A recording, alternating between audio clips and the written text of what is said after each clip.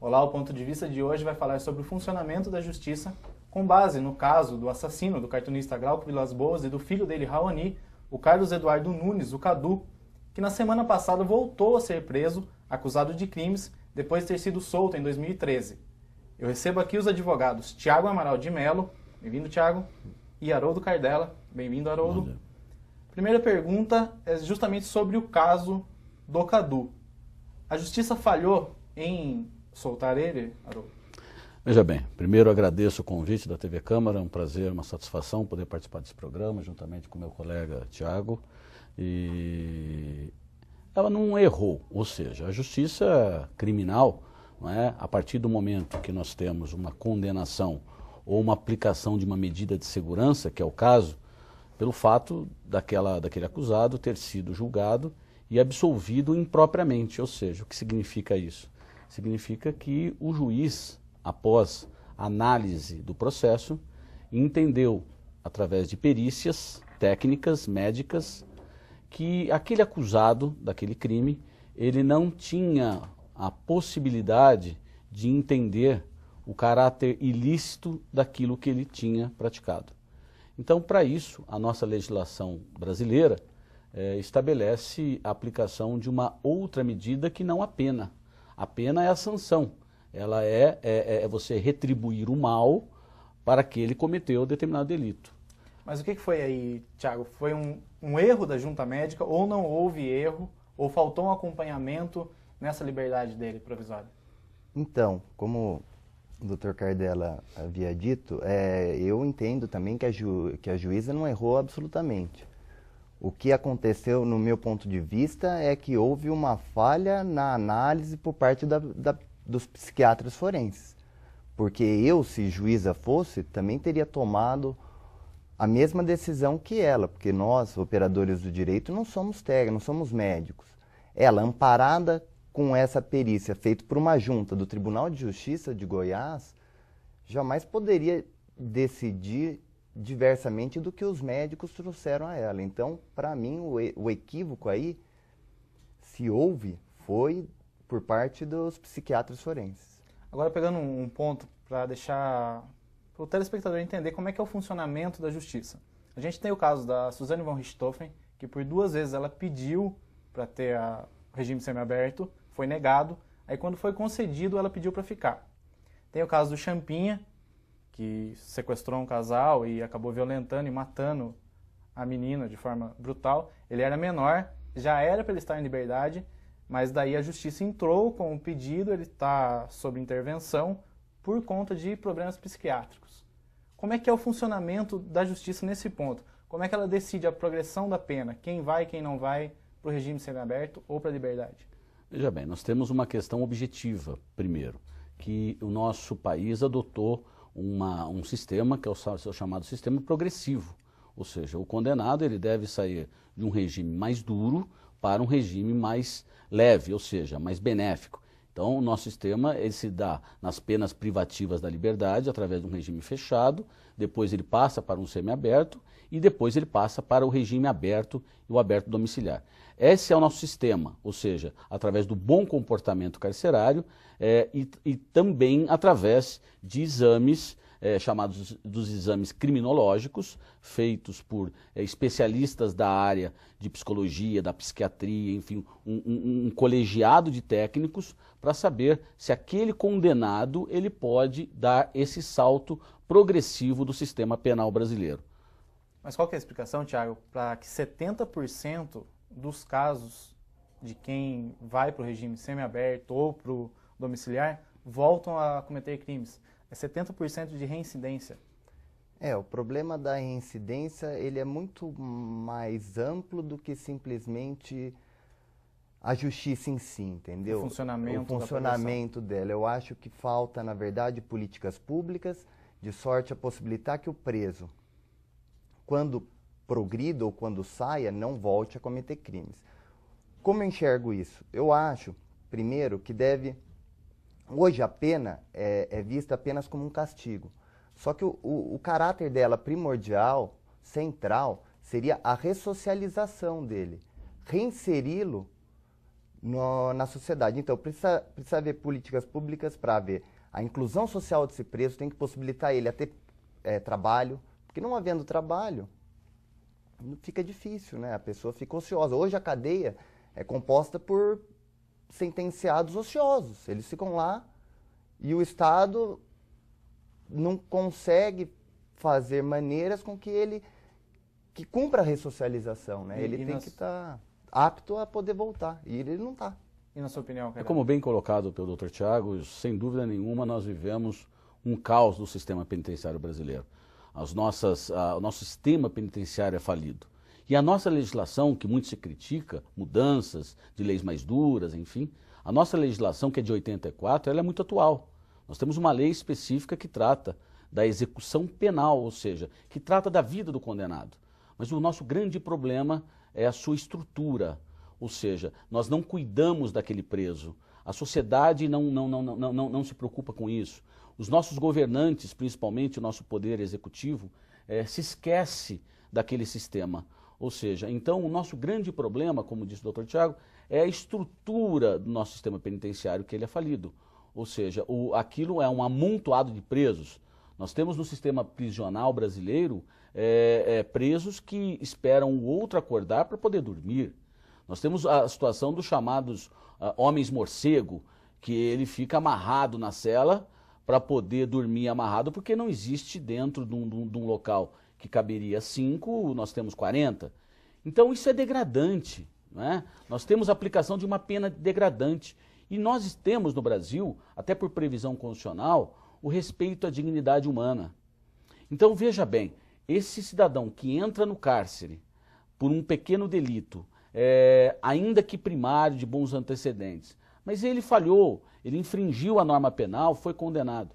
Mas nos países mais evoluídos, tem se adotado uma teoria de que a prisão, ou seja, a privação da liberdade, ela seja a chamada última ratio, ou seja, que se deixe a prisão para os casos extremos. Então, é nesse ponto que eu queria entrar, porque o Brasil ele tem a quarta maior população carcerária do mundo. A gente prende mais do que solta. E o que acontece muito no país é que a gente tem presos que cometem crimes mais banais, acho que eu posso dizer assim, enquanto criminosos de crimes hediondos estão soltos na rua.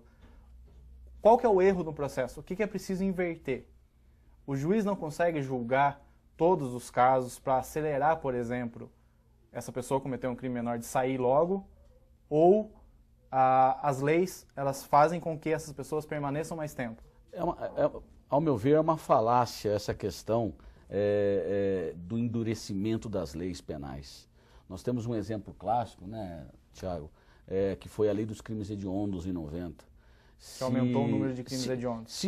Se buscou naquela legislação o endurecimento das leis, ou seja, não se permitia liberdade provisória durante a instrução de um processo, ou seja, se jogou no lixo o princípio da presunção da inocência, não se permitia a progressão de regime, enfim, a restrição de benefícios ao condenado era praticamente total. Ou seja, em 1990, justamente naquele período, onde houve o maior avanço da criminalidade e do aumento dos delitos, onde, inclusive, é fácil de se constatar que houve a explosão do sistema penitenciário, porque justamente só se prendia e não se soltava.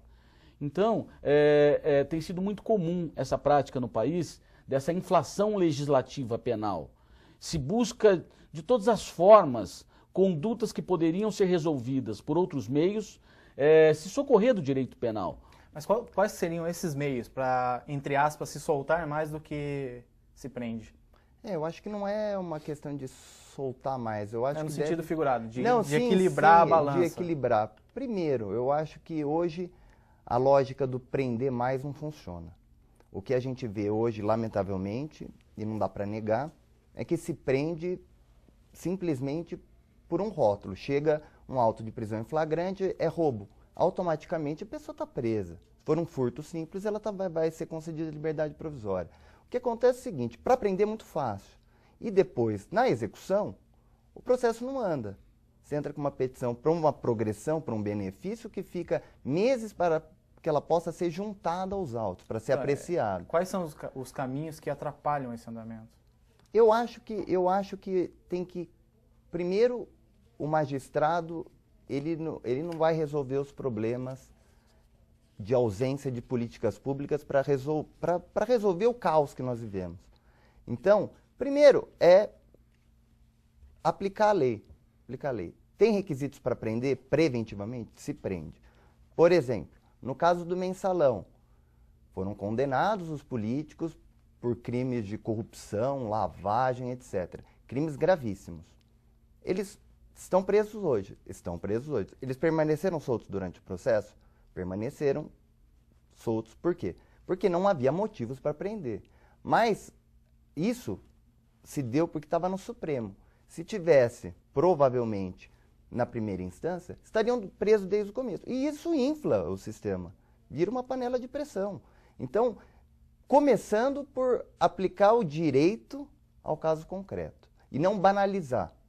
Mas essa pressão que existe, que acaba inflando todo o mecanismo, leva podemos dizer assim, a erros, como neste caso, que não necessariamente foi um erro, mas leva a acontecer isso, de se soltar alguém que vai voltar a cometer crime logo em seguida?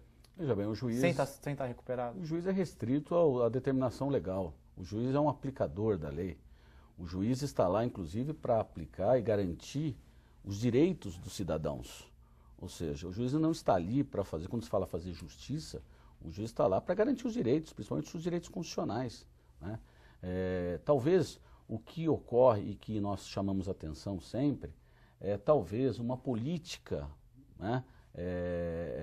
Principalmente penitenciária, que acaba inchando esse sistema, criando essas redes de organização criminosas dentro dos presídios, que se aplicasse, principalmente o Poder Judiciário, outras modalidades de penas. Nós conhecemos no mundo mais de 90 modalidades de apenamento. E no Brasil nós aplicamos praticamente a pena privativa da liberdade, que restringe a liberdade da pessoa, sem, como diz o Dr. Tiago, uma ociosidade terrível, onde o preso praticamente não tem nenhuma função laborativa, salvo costurar bola, montar bonecas, um trabalho totalmente ineficaz, até para a sua atividade diária, e aplicarmos essas penas, que são as penas alternativas. Muito se justifica que o juiz deixa de aplicar as penas alternativas, né, previstas na nossa legislação, inclusive como penas restritivas de direito, pela falta justamente do controle, pela falta da estrutura administrativa que nós temos. Faltam juízes para poder avaliar cada caso melhor? Nós vivemos numa situação de falta de estrutura também no judiciário, mas eu acredito que se nós tivéssemos a execução penal, principalmente o sistema administrativo, que é feito hoje pelo executivo, se isso fosse feito pelo próprio Poder Judiciário, não é, que tivesse um orçamento próprio, nós teríamos alguns resultados melhores. Porque o que acontece? É importante que se esclareça. O juiz, ele condena, depois existe a possibilidade de um recurso. Esse recurso, quando ele acaba se finalizando, nós chamamos de trânsito em julgado. Esse processo ele vai para uma vara específica chamada da execução penal. O juiz vai cuidar justamente da vida daquele condenado pelo aspecto dos seus benefícios, enfim, uma série de situações, remissão de pena, enfim, o juiz é que vai cuidar da vida daquele condenado. Mas a estrutura que é dada para o cumprimento de pena é do executivo. E o executivo só se preocupa nisso, em construir novas penitenciárias, como se isso fosse a solução. Isso já é claro e nós podemos nos espelhar nos países de primeiro mundo, em que o sistema prisional hoje, ele deva ser reservado sim, é chamado de mal necessário. Ele é um mal necessário por quê? Porque você ainda não tem um instrumento, não é, previsto que atenda situações de periculosidade. Mas nós temos muitos casos que nós poderíamos adotar sim outras políticas, poderíamos adotar sistemas de penas alternativas. A gente pode voltar acho, com esse tema falando dessas alternativas na próxima parte do programa. O ponto de vista fica aqui, Fica aqui não, volta daqui a pouco falando sobre o funcionamento da justiça no Brasil.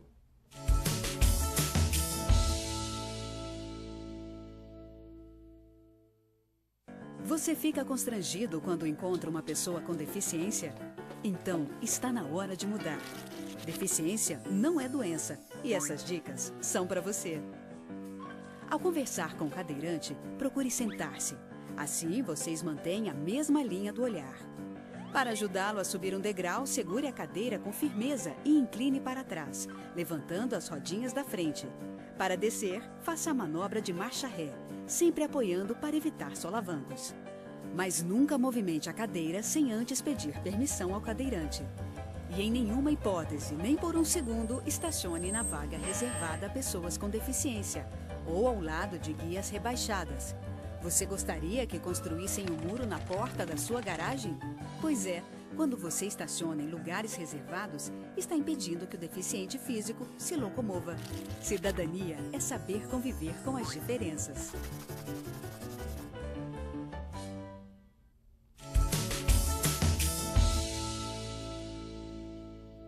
Estamos de volta com o Ponto de Vista, falando sobre o funcionamento da justiça. Tiago, o Dr. Haroldo ele vinha falando sobre as alternativas para o sistema carcerário brasileiro. Quais delas você pode enumerar que seriam uma saída? Existem várias modalidades de penas restritivas de direito. Posso elencar algumas. Por exemplo, a pessoa deixar trabalha de sorte a cumprir e diminuindo a pena dele. Após as 18 horas, por exemplo, não poder sair para frequentar bar, restaurante, tem que ficar em casa. Comparecimento periódico ao fórum para dizer se mora na mesma casa, se continua, como está a vida dele. Então, são algumas hipóteses de situações para evitar que haja o enclausuramento dessa pessoa. Né? Mas aí a gente cai num outro caso, porque, por exemplo, a gente tem os indultos, e durante os indultos, muitos presos não voltam, alguns deles cometem crimes naquele período de 2 dias, 3 dias. Eles não voltam até porque tudo aquilo que nós falamos. O sistema é o terror, é o sistema do terror. Ou seja, a gente diz que aquilo é o verdadeiro túmulo vivo, aquela situação. Quem não conhece um sistema penitenciário brasileiro deveria pelo menos conhecer, mesmo que de longe, para saber que aquilo não é um hotel, como às vezes se propaga. Aquilo é a verdadeira boca do inferno. Ou seja, ali não se tem condição alguma de fazer com que alguém venha a ser ressocializado. Isso é importante. Uma das finalidades da pena, como disse o Dr. Tiago, é também a punição, mas é também hoje a ressocialização daquele. Como que você vai ressocializar, inclusive, alguém que não foi socializado? O sistema criminal hoje, o aumento de criminalidade, nós não podemos nos furtar a dizer que está ligado a uma questão social. Nós vivemos num país que nós temos uma diferenciação social muito grande. Nós vivemos em situações de miséria, de penúria. Nós temos situações, nós temos a falta de educação, nós não temos uma política pública de saúde, enfim. Então, não se justifica o crime, mas nós precisamos entender o porquê do crime. O crime acontece, ninguém nasce criminoso. Existia uma teoria de Lombroso que a pessoa nascia já, não é pronta para o crime, ou seja, ela já nascia, não é? E isso, obviamente, não tem qualquer fundamento. Você vai me dizer, mas nós temos situações de pessoas de classe média e alta que cometem crimes. É verdade, mas se você for avaliar, é um número muito pequeno. A gente pode dizer, então, dentro do que o Dr. Haroldo está falando, Thiago, que dentro do sistema penitenciário a pessoa ela chega a sair pior por conta do convívio? Com certeza, com certeza. O que se tem que ter em mente é que o direito penal não é a solução. Querem endurecer as leis, mas esquecem de, primeiro, colocar a polícia na rua, ressocializar o preso. Essa conversa de endurecimento das leis é a maior balela, é conversa de político atrás de eleitorado. Essa não é a solução. O problema é muito maior do que achar que só prender o direito penal, o endurecimento de leis vai melhorar alguma coisa, porque não vai. Vai piorar, como já temos prova disso, como o doutor Haroldo falou. Inclusive, acho que ontem eu estava vendo na TV que está tendo um abaixo-assinado no site da Câmara ou do Senado, não sei, com o intuito de que termine o auxílio reclusão. Ou seja, várias pessoas assinando... Que é aquele que o preso recebe, como se fosse um salário que o preso recebe. Que na verdade não é para o preso. É para a família. É para a família. Então, fazer isso dá voto, mas isso vai piorar ainda mais. Mas e as ações de organizações criminosas? Hoje em dia, inclusive, veja que nós já temos estudos que os presos já se encontram satisfeitos dentro daquele ambiente. Porque ali vigora a chamada lei do cão, a lei do mais forte dentro do presídio. Então é um lugar que hoje, por incrível que pareça, é um lugar que ele se adapta, porque ali ele se sente seguro. Até porque ali ele consegue ter contato com o mundo externo, ali ele parte às determinações de organizações criminosas, enfim. Então hoje o sistema penitenciário, ele é realmente a faculdade do crime e o escritório do crime. Então é importante que se leve em consideração que os nossos políticos, que os nossos gestores tomem pé da questão do sistema prisional com muito mais seriedade do que é hoje, e não um discurso vazio do endurecimento das leis, da questão da menoridade penal, ou seja, de se diminuir a responsabilidade penal para 16 anos. São situações que tenham como finalidade apenas um discurso político, sem qualquer fundamento, sem qualquer estudo mais aprofundado sobre o tema. É muito fácil dizer, vamos diminuir a maioridade penal. Será que seria a solução dos nossos problemas? A criminalidade vai diminuir em virtude dessa situação? Não. Por quê? Porque nós não temos uma política principalmente de humanização desse sistema prisional que, como nós dissemos, ele fabrica, ele é uma faculdade, uma pós-graduação do crime. Como você bem disse no começo do programa, mais de 70% são reincidentes. A resposta está aí, ou seja, é um modelo fracassado. É necessário que se invista em outros modelos. Mas, além disso, sem a gente entrar em algum tipo de discurso político, eleitoreiro, qualquer coisa do tipo, dentro da situação que a gente tem hoje, a justiça, o funcionamento dela, com a estrutura que ela tem, com o que lhe é oferecido, o que ela pode fazer? A justiça, eu acho, começar a agilizar, por exemplo, a concessão de benefícios. Começar daí. Porque assim, a gente já tem, desculpe te interromper, mas a gente já tem o acompanhamento do processo pela internet, já tem toda essa digitalização de processos que fica mais fácil, evita aquele volume de papel. Eu volto a uma pergunta até que eu já fiz. Como fazer esse procedimento andar melhor? E volta a falar do que você estava falando dos benefícios. Então, na verdade, você se referiu bem sobre esse andamento e tal, mas tudo isso é o processo ordinário, é o processo de conhecimento, de formação da culpa. Uma vez ele condenado, vai ser instaurado um outro processo. E o caos começa também na execução da pena, é um outro processo, é um processo de execução. Não é mais aquele processo em que está tudo digital, o acompanhamento é fantástico, é fantástico. Só que isso para o preso provisório. Mas para o preso já com condenação transitada e julgada, aquele que está cumprindo pena, isso não está.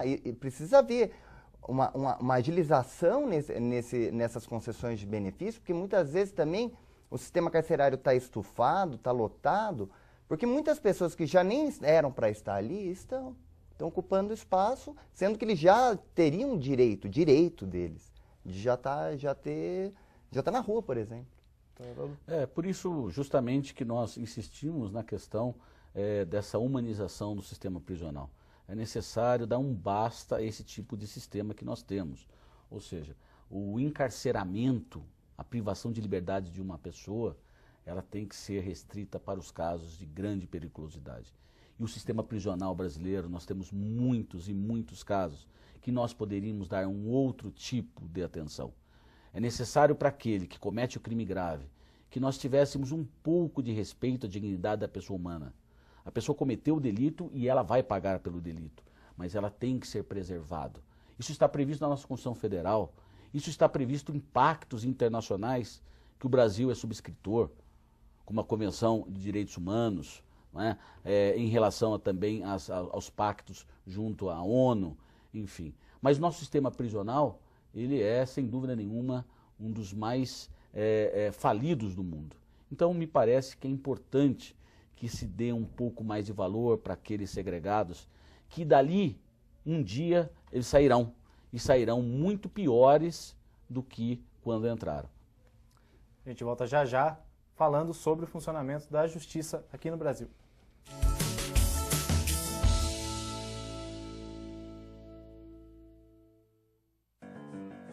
Você fica constrangido quando encontra uma pessoa com deficiência? Então, está na hora de mudar. Deficiência não é doença e essas dicas são para você. Pessoas com deficiência intelectual levam mais tempo para aprender. Mas isso não significa que sejam incapazes. Elas podem e devem estudar e trabalhar. Existem mais de 200 tipos de deficiência intelectual. A síndrome de Down é uma das mais conhecidas. Não seja superprotetor. Se a pessoa com deficiência for uma criança, trate-a como criança. Se for adulto, trate como adulto.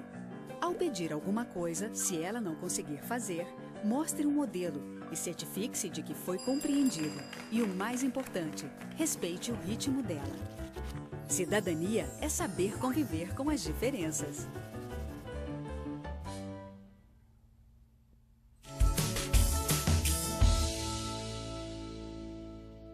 Ponto de Vista de volta, falando sobre o funcionamento da justiça aqui no Brasil. Doutor Haroldo, o senhor falou sobre os casos hediondos, o Thiago também chegou a citar alguns casos, crimes menores, que a pessoa acaba ficando um tempo além na cadeia. O senhor pode falar para a gente o que é um crime hediondo, o que é um crime comum, quais as penas, e também depois que o senhor falar, o Thiago puder explicar um pouco sobre a progressão. Esse esquema de a pessoa é condenada a 30 anos, mas ela cumpre só um sexto, no Brasil sendo no máximo 30 anos. Primeiro, doutor Haroldo, falando dos crimes. Muito bem, nosso Código Penal brasileiro, ele é de 1940, foi reformado o Código em 84, e o nosso Código é muito atual, né? Em que pese muitos criticam a nossa legislação, mas a nossa legislação penal brasileira é uma das mais modernas do mundo, por incrível que pareça. O que ocorre é que existe, como nós já dissemos aqui no programa, uma necessidade, principalmente com força midiática, e isso é levado a uma opinião pública falsa, de que o endurecimento da legislação penal seria a solução para os nossos problemas, principalmente de criminalidade. E isso aconteceu em 1990, através de uma legislação, de uma lei nova, de número 8.072, de 1990, aonde se entendeu o legislador, por força inclusive midiática, que os nossos, então, senadores e deputados aprovassem uma legislação que pudesse endurecer de vez o sistema penal brasileiro. Ou seja, pegaram alguns crimes que nós já tínhamos previstos no Código, como exemplo, um crime de extorsão mediante sequestro, ou um crime de tráfico de entorpecentes, e deram uma rotulagem de crime hediondo. Até o crime de tráfico de entorpecentes, ele não é hediondo, mas foi equiparado ao tratamento dos hediondos. Aí o que é o crime hediondo? O crime hediondo nada mais é, veja bem, não existe essa definição, você colocou muito bem. O crime hediondo nada mais é do que nós retirarmos do sistema penal alguns crimes que nós já tínhamos o apenamento específico, penas altas, e nós quanto? Qual é o mínimo? Nós tínhamos penas de 12 a 30, penas de 6 a 20, enfim, de vários crimes, de crime a crime, mas nós pensamos alguns crimes como esses. Extorsão mediante sequestro, depois o homicídio qualificado, que depois houve uma mudança na legislação, o envenenamento de água potável, enfim, nós temos uma série de latrocínio, enfim, nós pegamos uma série de crimes graves e rotulamos como hediondo. Qual era a consequência dada em 1990? Vamos fazer o seguinte, para aqueles que cometerem esses crimes que nós já conhecemos, não são crimes novos, né? Nós vamos apenas dizer o seguinte, para você não tem, você primeira coisa, foi preso em flagrante, enfim, não tem liberdade. Você vai responder o processo preso, não existe. Não vai haver a possibilidade, se você for condenado, a uma progressão da pena. Ou seja, veja, a lei de 90, a lei dos crimes hediondos, ela vai contra o sistema progressivo adotado pelo país, pela lei de execução penal, que é sair do fechado, passar pelo semiaberto e depois ir para o aberto, ou seja, pelo merecimento e o tempo computado.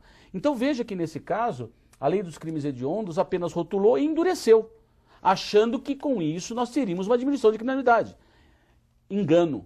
O que aconteceu a partir de 90? Nós tivemos um aumento da criminalidade em virtude disso que nós já comentamos. Aumentou. Ou seja, se prende, não há possibilidade de soltar nem cautelarmente durante o processo, a chamada liberdade provisória, e nem mesmo depois de condenado, porque ele teria que cumprir a pena, segundo a lei, em regime fechado, integralmente até o final. Aí rapidinho, só pra gente já ir pro Thiago, além do crime hediondo, quais outros crimes que a legislação prevê no Brasil? Em relação ao Código Penal, nosso Código Penal brasileiro, que é um instrumento desde 1984, foi reformado a parte geral do Código, mas os crimes em espécie nós temos desde 40, isso vem desde a época do Império, né? E que não há necessidade de modificação nenhuma. Ou seja, as condutas criminosas a partir do homicídio e assim sucessivamente. Os crimes contra a vida, os crimes contra o patrimônio, enfim. Aí cada um tem uma pena. E tem uma pena. Ou seja, o que a lei prevê? A lei não prevê para você não matar. A lei diz o seguinte, matar alguém, pena, e aí vem 6 a 20 anos, se for qualificado, até 30 anos. Enfim, nós temos os crimes chamados crimes em espécie, que estão previstos no Código Penal, na parte chamada parte especial, onde ele divide por capítulos os crimes. Além disso, nós temos os crimes novos que vão surgindo, são chamadas as leis extravagantes. Por exemplo, cybercrimes. Cybercrimes, nós temos a lei de tóxico, o desarmamento, enfim, todos os crimes que nós temos que foram criados, figuras típicas penais, após o Código de 1940. Então nós temos uma enormidade de crime. E isso talvez é importante só esclarecer por fim, desse inchaço das tipificações penais. Muitas condutas, principalmente eu chamo a atenção nos crimes chamados crimes contra a ordem tributária. Muitas situações previstas como crime e crimes graves, porque o apenamento ele vai até 5 anos de prisão por uma sonegação fiscal, eu acredito que ele tem que ser punido. Mas ele não precisava ser punido pelo direito penal. Nós temos o direito tributário, nós temos o direito administrativo, nós podemos mexer no bolso desse contribuinte para que se punisse. Mas no Brasil hoje é muito mais fácil dizer é crime, e o crime é aquele que atemoriza aquele agente. Mas isso já se mostrou que não é a solução para o aumento da criminalidade. Thiago, queria que você falasse daquilo. Como que funciona no Brasil a condenação, limite até 30 anos, e depois ele é preso por bom comportamento. Qual que é o tempo, de acordo com cada crime, usando alguns exemplos, crime hediondo, alguns outros casos especiais, o mínimo e o máximo que a pessoa fica presa no Brasil? Então, na verdade, existem os crimes que se livra solto, a pessoa não vai para a cadeia, mas existem os crimes cuja pena automaticamente, necessariamente, a pessoa vai ficar recolhida. Daí como é que funciona? Depois de condenado, a pessoa vai estar lá, por exemplo, condenado a 6 anos de prisão. O que acontece é que vai haver o sistema progressivo, como o Dr. Haroldo falou. Ele tem que cumprir 1/6 da pena, cumprido esse 1/6, ele pode ir para o semiaberto, daí cumprido mais 1/6, ele vai para o aberto. É assim que funciona. Então, quer dizer que ele não tá livre. Se ele for condenado a 30 anos, ele não está livre depois de 5, ele só muda o regime. Muda o regime, ele é condenado a uma pena e dentro dessa pena existe a progressão. A única diferença que eu estava falando 1/6, acontece que nos crimes hediondos, por exemplo, não é 1/6, daí a pessoa vai cumprir 2/5, hoje 2/5, né? Antes era integralmente fechado, daí teve uma alteração em razão de uma decisão do Supremo que julgou inconstitucional essa proibição, né, de ficar integralmente em regime fechado. Então, nos crimes hediondos, a pessoa cumpre 2/5, mais do que o normal, que seria 1/6, e vai progredindo, e vai pulando até ir para o aberto. É assim que funciona a progressão da pena no nosso sistema de execução penal. Retomando um pouquinho os casos que a gente começou no começo, agora que a gente falou no começo, agora só para a gente poder encerrar. Suzane von Richthofen negou aceitar o regime semiaberto. Cadu foi para o semiaberto, voltou a cometer crimes. Champinha era menor, já era para estar na rua, mas está lá preso ainda por conta de avaliações psiquiátricas que determinaram a intervenção. Existe um equilíbrio? Veja bem, é importante nesses casos, principalmente que se de alguma forma, principalmente no caso do Cadu, que se constatou uma certa anomalia psíquica e se aplicou uma medida de segurança, é necessário que se tenha uma maior cautela na apreciação desses benefícios para esse tipo de situação. Mas é verdade também que o psique humano também não é certo de garantias. Ou seja, quando a gente diz do equívoco de ter se colocado alguém que estava através de medida de segurança internado... Vai além do julgamento racional. Vai sem dúvida, porque você nunca vai ter você tem um prognóstico de que havia a cessação de periculosidade. Então você também não pode aplicar uma sanção penal, que seria a pena, para aquele que realmente uma junta médica formada por psiquiatras, por também psicólogos, enfim, por uma série de profissionais habilitados que de alguma forma dizem para o juiz o seguinte: olha, ele está apto a voltar em sociedade porque a sua periculosidade se cessou, ou pelo menos ela está hoje com o auxílio